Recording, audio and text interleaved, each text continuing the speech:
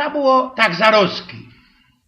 Mam znajomego we słusznym wieku, który nabrał szkrapki na naukę obsługi komputera. Tak po prawdzie interesują go ino grundlagi zorty poczta i wiadomości sportowe.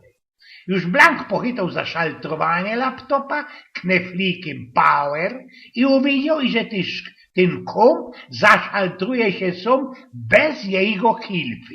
Uważował, iżby otwarł se można Google, bo słowecko przeglądarka bo mu blank cudze, kaj by mógł wlazować, wiecie, na te świńskie zajty, na te pornusy.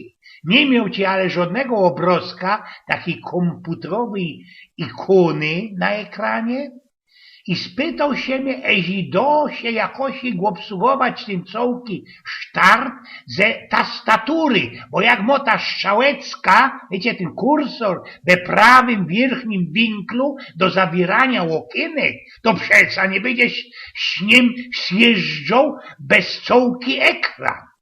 Tuż żech mu żyknął i że styknie druknąć znaczek Windows na tastaturze. Czego?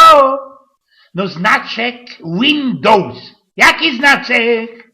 No Windows. A kaj jest ten diosiecki znaczek?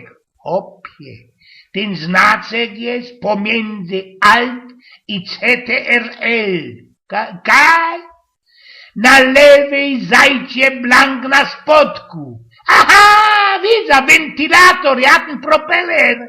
Ktoś mógł przeca mi ojgien do 100 pierunów zarostki tak go dać. Ojgien z pnioku.